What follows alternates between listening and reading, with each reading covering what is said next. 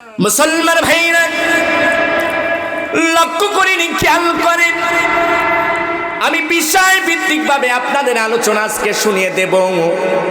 আল্লাহ রব্বুল আলামিন সর্বপ্রথম একটা মসজিদ বানাইলেন। আল্লাহ রব্বুল আলামিন মসজিদ নববীর বানাইলেন না, এরপরে আপনার মাকাম ইব্রাহিম আল্লাহ রব্বুল আলামিন যেখানে একটা মসজিদ দিলেন সে মসজিদটাও বানাইলেন না। আল্লাহ রব্বুল আলামিন বললেন, নবী হে, ও আমার বন্ধু, আপনি তামাম পৃথিবীর মানুষদেরকে জানিয়ে দেন। আল্লাহু আকবার বলেন। পৃথিবীর মানুষদেরকে জানিয়ে দেন আমি সর্বপ্রথম একটা মসজিদ বানাইলাম, যে মসজিদটা হলো ফিলিস্তিনে অবস্থা, যে মসজিদটা হলো গাজার মুসলমান নামাজ আদায় করে, যে মসজিদটা ফিলিস্তিনের মুসলমানরা নামাজ আদায় করে, ওই মসজিদের নামটা হলো মসজিদুল আকসা, বাইতুল আকসা। একবার জবান খুলে বলা যায় কি সুবহানাল্লাহ। ঈমানের পথে অবিচল থেকে আমার মরণ যেন হয়, ঈমানের পথে অবিচল থেকে আমার মরণ যেন হয়। তোমারই কাছে করি গো মিনতি, তোমারই কাছে করি গো মিনতি, ও গো রহিম রহমান, ঈমানের পথে অবিচল থেকে আমার মরণ যেন হয়। আল্লাহু আকবার বলে। দুইজন বাদশা তামাম পৃথিবীর রাজত্ব করেছেন, একটা হলো শাসন আর একটা হলো শোষণ। দুইটা কিন্তু দুইটা পার্থক্য, একটা শাসন আর একটা হলো শোষণ। দুইজন বাদশা, বাদশা জুলকারনাইন, বাদশা জুলকারনাইন তামাম পৃথিবীটা বাদশাগিরি করবে। আর হলো সুলাইমান আলাইহিস সালাম, যিনি সুন্দর করে তক্তার উপরে ভাসমান অবস্থায় আল্লাহ রব্বুল আলামিনের ইবাদত করেছেন। ইনি হলো শাসনদাতা, হচ্ছে আপনার দুইজন বাদশা, সুলাইমান আলাইহিস সালাম আর দুই নাম্বার হলো বাদশা জুলকারনাইন। আর দুইজন ছিলেন শোষণকারী, একজন হলো নমরুদ আর একজন হলো বক্তি-নসর। বক্তি-নসর যখন এই ফিলিস্তিনটা দখল করেছিলেন, গাজাকে দখল করেছিলেন, তখন মুসলমান কেউ ছিল না। মুসলমানগুলো লাশের উপর লাশটা পড়েছিল, লাশের উপর লাশটা পড়েছিল। সন্তানের লাশ, মায়ের লাশ, বাবার লাশ, চাচার লাশ। মসজিদুল আকসাতে আযান হবে এমন কোন মুসলমান ছিল না, এমন কোন মুসলমান ছিল না। আল্লাহ রব্বুল আলামিন বললেন, উজাইর নবীর রে, এ উজাইর আমার বন্ধু, তুই ফিলিস্তিনে যা, ফিলিস্তিনে যাইয়া দেখ ফিলিস্তিনের কি অবস্থা, গাজার কি অবস্থা। সুন্দর করে উজাইর নবীটা দেখতে পাইলেন, লাশের উপর লাশ, ঘর বাড়ি কিছুই নাই, জ্বালিয়ে পুড়ে ছারখার করে দিয়েছে বক্তি-নসর। এই বেঈমান, এই কাফেরের দলরা আজও বাংলার জমিনের উপরে এরম ধরনের তাওহীদের ঝান্ডা ধরতে চায় না। এমন মানুষ আছে, ওই ইসরায়েলের ওই বেঈমানি সন্ত্রাসী বাহিনীরা, ওই বিধর্মীরা এখনো পর্যন্ত ফিলিস্তিনের উপরে, মুসলমানের উপরে, গাজার উপরে নির্যাতন করতেছে, নিপীড়ন করতেছে। ঠিক অনুরূপ ভাবে বক্তি-নসর নাই, ফিলিস্তিন আছে, এরপরে গাজা আছে। এমন একটা পর্যায়ে আসবে, ইসরায়েল থাকবে না, ফিলিস্তিন থাকবে, গাজা থাকবে। একবার কি আওয়াজ দিয়ে বলা যায় না মারহাবা? তার মানে আল্লাহ পাকের আইন, আল্লাহ পাকের হুকুম, আল্লাহ যেভাবে ডায়েরি করেছেন সেইভাবেই আমার আপনার বলতে হবে। ইকরা কিতাবাকা, আপনার ডায়েরিটা আপনার কাছে নেওয়া হবে। আপনার জীবনের জন্য দুইটা ডায়েরি, আপনার একটা হলো গুড নিউজ আর একটা হলো ব্যাড নিউজ। সিফত হলো একটা হলো ভালো আর মন্দ, তার মানে একটা ভালো আর একটা খারাপ। আমি আপনি যদি ভালোর দিকটা দেখে চাই, আমার আপনার ভালোর দিকটা আমি আলোচনা করতে চাই। এবার সামান্য আপনাদের একটা আলোচনাটা আমি শুনাইয়া যাই। উজাইর নবীকে ডাক দিয়ে বললেন তুমি দেখেছো? বলে ফিলিস্তিনের মানুষ নাই গো আল্লাহ, গাজারও মানুষ নাই, মসজিদুল আকসায় আজান হবে এমন কেউ নাই, এমন কেউ নাই। সর্বপ্রথম যে মসজিদুল আকসা, এমন একটা আকসা এ মুসলমান ভাইরা, আখিরি নবী মদিনাওয়ালা কামলিওয়ালা, যেখানে নামাজ আদায় করিয়া আল্লাহ রব্বুল আলামিনের সঙ্গে দিদার করতে গিয়েছিলেন, যেটার নাম হলো মেরাজ, যেটার নাম হলো মেরাজ। একবার কি আওয়াজ দিয়ে বলা যায় না আল্লাহু আকবার, লিল্লাহি তাকবীর? এতে বোঝা গেল এবার উজাইর নবী কি ডাকতে বললেন, নাই কিছু নাই, বলে না। বলে তাহলে দেখিয়া ক্লান্তিত হয়ে গেল, সকাল বেলা ঘুমাইলেন, বিকাল বেলা উঠলেন। এবার আল্লাহ রব্বুল আলামিন বলে উজাইর নবী রে, আসলে তুমি সকাল বেলা ঘুমাইছো? বলে হ্যাঁ। বলে বিকাল বেলা উঠেছো? বলে হ্যাঁ। বলে এবার ফিলিস্তিনের দিকে তাকাও। এবার ফিলিস্তিনে দেখে মানুষও আছে, ঘর বাড়িও আছে, মসজিদুল আকসায় আজান হইতেছে, কিন্তু আসলে উজাইর নবী ধান্দা করলেন, চিন্তা করলেন, আহারে আমার একটা ঘুমের কারণে কেমন করে আল্লাহ রব্বুল আলামিন আবার ফিলিস্তিন এত সুন্দর বানায়া দিল। আল্লাহ কি ডাকদা, উজাইর নবী ডাকদা বলে মালিক, ওগো মালিক, কি অলৌকিক ঘটনা তুমি দেখাই দিছো। আল্লাহ রব্বুল আলামিন বলে উজাইর নবী রে, তুমি শুধু সকালে ঘুমাইছো আর বিকালে উঠেছো? না না না বাবা, তুমি যখন সকালে ঘুমাইছো বিকালে উঠেছো, আমি আল্লাহ রব্বুল আলামিন, আমি মালিক, আমি রহমান, আমি দয়ালু, 100 বছর তোমার ঘুমের মধ্যে কাটাইয়া দিয়েছি। কত বছর? 100 বছর কাটায়া দিছি। বলে উজাইর নবী বলে আল্লাহ তাই কি? বলে হ্যাঁ। বলে বিশ্বাস হয় না? বিশ্বাস যদি না হয় তোমার পাত্রের দিকে তাকাও, পানিও ঠিকই আছে, রুটি নিয়েছিলেন রুটিটাও ঠিক আছে, আঙ্গুরের রসও নিয়েছিল সেটাও ঠিক আছে। আল্লাহ বলে উজাইর নবী তুমি যে গাদাটা নিয়েছিলা সেই গাদাটা দেখো এখনো আছে কিনা। বলে গাদা তো আমি গাছের নিকটেই বেঁধে রেখেছিলাম। বলে নাই নাই নাই। বলে মাটি সরাও, মাটি সরাও। উজাইর নবী মাটি সরাইয়া গাদার হাড্ডি মাটি বাহির হয়ে গেল। আল্লাহ ডাকতে বললেন উজাইর নবী রে, তোমার রুমালটা সুন্দর করে পেরে দিয়ে ওই হাড্ডিগুলো সুন্দর করে রুমালে নিয়ে নাও, আর বলো কুম বিদনিল্লাহ, আল্লাহর অর্ডারে হয়ে যাও। সুন্দর করে এই কথা বলার সঙ্গে সঙ্গে আল্লাহ আবার গাদাকে জীবিত বানাইয়া দিলেন।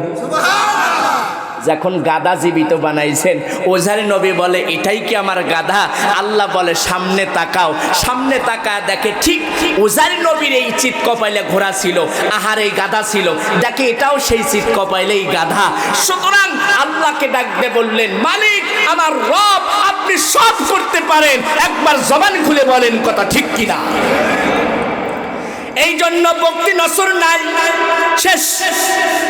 গাজা আছে, ফিলিস্তিন আছে, একদিন ফিলিস্তিন থাকবে, এরপরে গাজার মুসলমান থাকবে, কিন্তু ইসরায়েল থাকবে না, ইসরায়েল থাকবে না। এর মানে কা ও মদিনা জামে মসজিদ, ঠিক কিনা কথা বলেন। আজকে আমি এই মক্কা আর মদিনা নামকরণ করা যাবে কিনা আমি তথ্যগুলো খুঁজে খুঁজে বাহির করছি, যে আসলে নামটা দেওয়া হয়েছে মক্কা ও মদিনা জামে মসজিদ, এই নামকরণ করা যাবে কিনা এ বিষয় নিয়েও তো আমাকে প্রশ্ন করতে হতে পারে, ঠিক কিনা। এই জন্য আপনাদের কাছে আমার প্রথমেই আকুল আবেদন, নতুন মসজিদ আপনারা তো অফুরন্ত দান করবেন এটা আমি জানি, কিন্তু আপনাদের কাছে আমার চাওয়া পাওয়া, যারা 4 হোস্টেলে আছেন, দোকানপাটে আছেন, রাস্তাঘাটের মধ্যে অযথা সময় নষ্ট করে দিচ্ছেন, ভাই আমি আপনাদের পায়ের উপর আমার হাতটা আমি দিয়ে দিলাম, মেহেরবানি করে আল্লাহ পাকের জান্নাতের বাগিচার মধ্যে আপনাদের জায়গা করে নেন। একবার জবান খুলে বলেন আমিন। আল্লাহ যদি কবুল না করে তাহলে কি আসতে পারবে? আসতে পারবে না। আল্লাহ যদি কবুল করে তাহলে সেই মানুষগুলো জান্নাতের বাগিচার মধ্যে ঢুকবে, আমিন বলেন। যারা জান্নাতে একবার প্রবেশ করবে ওই মানুষগুলো কখনো বাহির হবে না। আর যারা জাহান্নামে যাবে ওদেরকে ধোলাই করিয়া মুসরে সারাইয়া আগুনে দিয়ে তারপরে সাজা প্রাপ্ত করিয়া ধোলাই মোলাই যাই দেই ডাক নেন দিবে আল্লাহ। এরপরে আবার বাহির করে যারা একবার স্বীকার করেছে লা ইলাহা ইল্লাল্লাহু মুহাম্মাদুর রাসূলুল্লাহ, একবারই কালেমা তয়্যিবা পাঠ করেছে, ওই মানুষগুলো আল্লাহ পাকের দরবারে দাখালাল জান্নাহ, আল্লাহ পাকের জান্নাতে যাবেই যাবেই যাবেই। একবার জবান খুলে বলেন আল্লাহু আকবার। তবে হ্যাঁ, শুধু এই কালেমার উপরে যদি আস্থা রাখি তাহলে ভুল হবে। কি ভাই ঠিক আছে না? আস্থা যদি কালেমার উপরে রাখি তাহলে কিন্তু ভুল হবে। সুতরাং আল্লাহ পাকের আইন, আল্লাহ পাকের হুকুম, নবীর সুন্নাত তরিকায় যদি আমি আপনি চলতে পারি তাহলে অবশ্যই আল্লাহ পাক আপনাকে আমাকে একটা কল্যাণকামী একটা জায়গা দিবে। ওই জায়গাটার উপহার উপটুকনের নামটাই হলো দাখালাল। তিনি প্রবেশ করবে জান্নাহ, অর্থাৎ সবথেকে নিয়ামত প্রাপ্ত একটা জায়গা, আরামদায়ক এবং সুখময় জায়গা। ওই জায়গার নামটাই হলো জান্নাতুল ফিরদাউস। সুবহানাল্লাহ। আমি আজকে আপনাদের নতুন নতুন তথ্য দেব। আল্লাহ রাব্বুল আলামিন জানিয়ে দিলেন রহমতে ফেরেশতা, তোমরা জানিয়ে দাও যেখানে আল্লাহ পাকের ঘর হয় ওই ঘরের মাঝখানে, একটা পাশেও না এবং ডান পাশেও না, বাম পাশেও না, মাঝখানে কথা বলা হয়েছে। অর্থাৎ বামে যদি 5 হাত থাকে, ডাইনেও 5 হাত থাকতে হবে, সামনেও 5 হাত, এরপরে আপনার পিছনেও 5 হাত। এই 5 হাত বিশিষ্ট মাঝখানে একটা পাথর আল্লাহ পাক এই মসজিদের মাঝখানে একটা পাথর দিয়েছে। এই পাথরের নামও দিয়েছে, একবার সুবহানাল্লাহ বলে। আমরা কি জানবো না যে এই পাথরটা কেন দিল? কথা বলেন, আমরা জানবো, আমরা বুঝবো কেন এখানে আল্লাহ পাক এই পাথরটা দিলেন। আমাদের জানা দরকার আছে কি না? আছে। এবার আমরা আলোচনায় চলে যাব। আল্লাহ রাব্বুল আলামিন যে রহমান, আল্লাহ রাব্বুল আলামিন যে দয়ালু, তার প্রমাণ করে দিলেন। আল্লাহ সুন্দর করে জানিয়ে দিচ্ছেন আর রহমান আল্লামাল কুরআন খলাকাল ইনসান আল্লামাহুল বায়ান।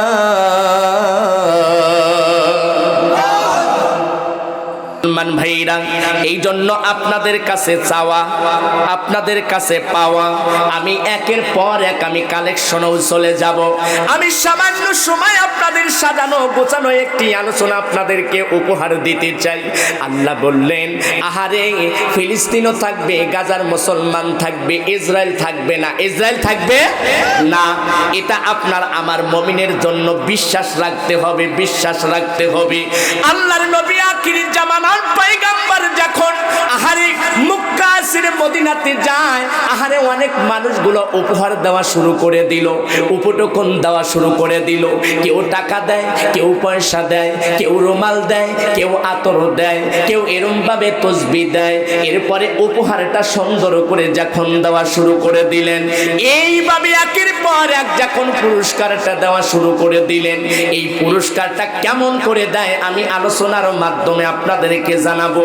একবার জবান খুলে বলেন আমিন। আল্লাহ নবীজি সুন্দর করে যখন মদিনাতে আসলেন, মানুষগুলো পাগল পারা হয়ে গেল, কিন্তু একটা মা পাগল হয়ে গেল, তার দেওয়ার মতন এমন কিছু নাই। মানুষের কিন্তু আত্মা একটা মনে মানে যে একজন 5,000 দিচ্ছে, একজন 10,000 টাকা দিচ্ছে, আমার পকেট থেকে আমি 500 টাকা দিতে পারলে আমার মনটা আনন্দিত হয়ে যাইতো। ঠিক কিনা কথা বলে আমার মুসলমান ভাইরা?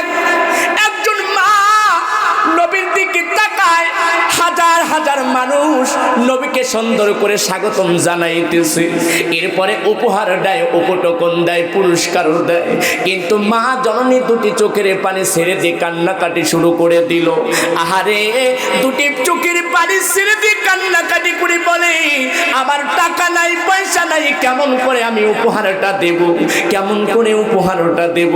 কিন্তু একটা সন্তান ছিল, যে সন্তানের নামটা হলো হযরত আনাস। একবার জবান খুলে বলা যায় কি সুবহানাল্লাহ। মা জননী চিন্তা করলো, আমি এই আমার আনাসকে নবীর জন্য খাদেম বানানোর জন্য আমি উপহার দেব। মদিনার মানুষ তো কত কি দিয়ে দিল, মদিনাওয়ালা কামলিওয়ালা কামসারওয়ালাকে আমি সুন্দর করে আমি আমার সন্তানকে আমি সুন্দর করে আমি ওই খাদেম বানা দিলাম নবীর জন্য। ইয়া রাসূলুল্লাহ, ইয়া হাবিবাল্লাহ, হুজুর গো, আমি এই সন্তানটা দিয়ে দিলাম আপনার খাদেমগিরি করবে। নবী ডাক দিয়ে বলতেছে, মা এই ছোট সন্তান কোন কাজে আসবে না?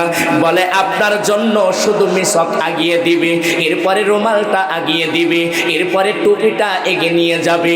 এই জন্য আমি মা হযরত আনাসকে নবীর জন্য খাদেমগিরি করার জন্য আমি উপহার দিয়ে দিলাম। আল্লাহু আকবার বলেন। কত মানুষ কত কিছু দিল, আরে মা জননী কান্নাকাটি শুরু করে দিল। এই জন্য বাজান রে আমার, নতুন একটা মসজিদ, আহারে যে মসজিদ শব্দের অর্থ হলো সিজদার স্থান, আহারে যেখানে ইবাদত হবে, আহারে ইবাদত কেমন করে হইবে, আহারে যেখানে সুন্দর করে হাদিসের মধ্যে লিখেছে যদি দুনিয়ার উপরে তোমরা সুন্দর ঘর বানাইতে পারো, সুন্দর ঘর বানাইতে চাও, তাহলে সুন্দর করে একটা জায়গা বানাও, ওইটা হলো আল্লাহর ঘর মসজিদ। আহারে আল্লাহর ঘর মসজিদের জন্য আহারে তোমার জানটা, তোমার ফানটা, তোমার এই মনটা উৎসর্গ করে দিতে হবে। কেমন করে দিতে হবে, কিভাবে দিতে হবে, এই জন্য আপনাদের কাছে আমার আকুল আবেদন, কেমন করে দিতে হবে আমি জানাইতে চাইছি। আপনারা যদি তিনটা জিনিসের দিকে তাকান তাহলে অবিরাম আপনাদের সওয়াবের কথা বলা হয়েছে। এক নাম্বার হলো মা বাবার দিকে যখন আপনি তাকাইবেন সওয়াব পেয়ে যাবেন। এরপরে দুই নাম্বার যখন আপনি কোরআনের দিকে তাকাইবেন তখন আপনি সওয়াব পেয়ে যাবেন। তিন নাম্বার যখন আপনি কাবার দিকে তাকাইবেন, কাবার দিকে তাকানোর কারণে আল্লাহ রাব্বুল আলামিন অগণিত আপনার জন্য বাজেট করে দিবে সওয়াব। সওয়াব একবার জবান খুলে বলা যায় কি সুবহানাল্লাহ, লিল্লাহি তাকবীর। আজকের জালসার সম্মানিত সভাপতি সাহেব এসে গেছেন।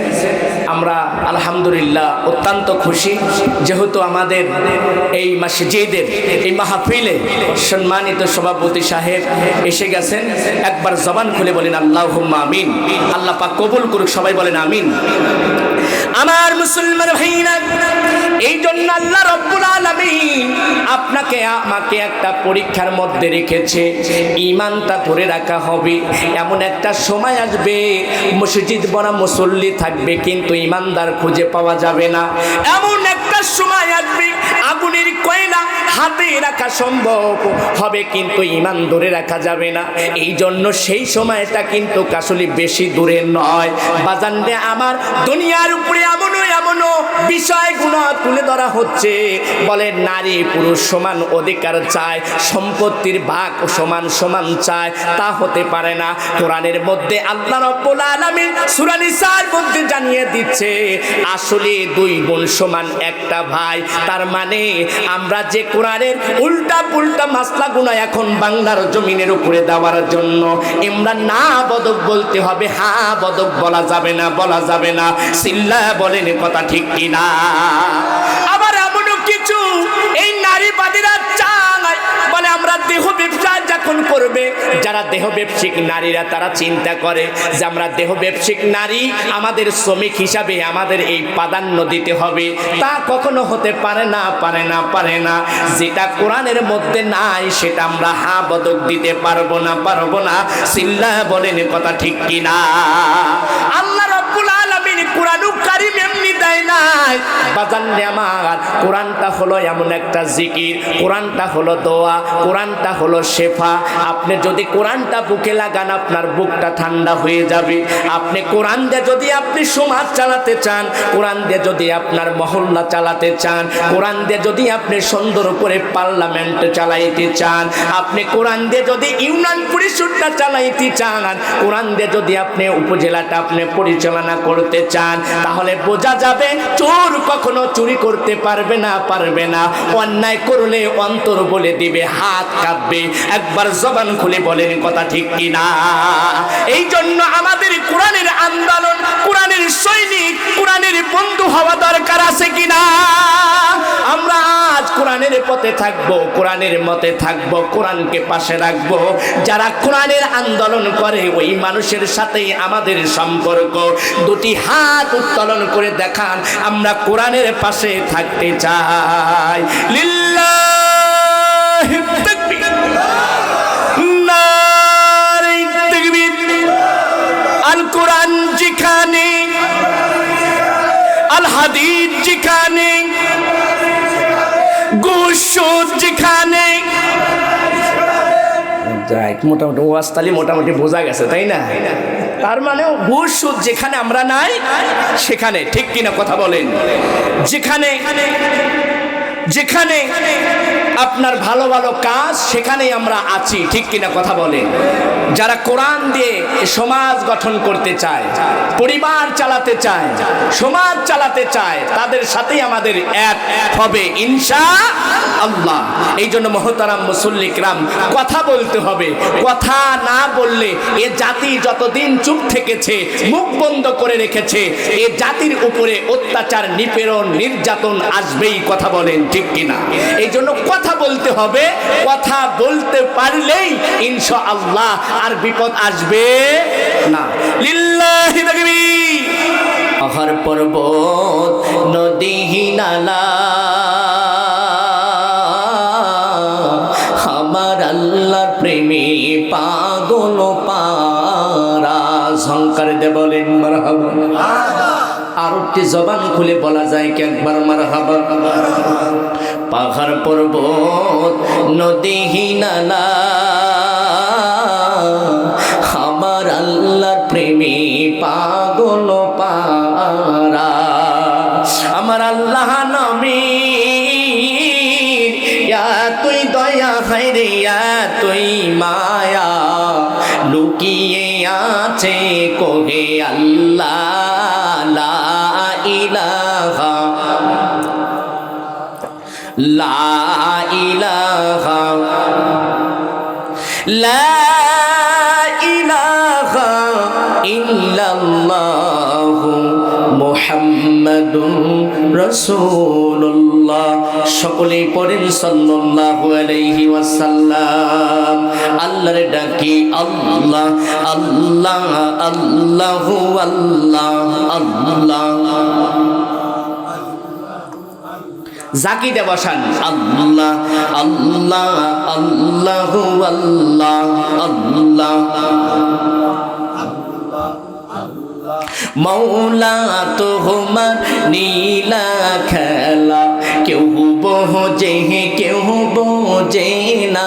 হায়রে আল্লাহ তোমার নীলা খেলা কেউ বোঝে কেউ বোঝে না।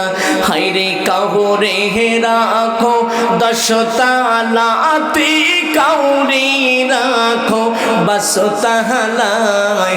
মৌলা তোমার নীলা খেলা কেউ বোঝে কেউ বোঝে না। আল্লাহ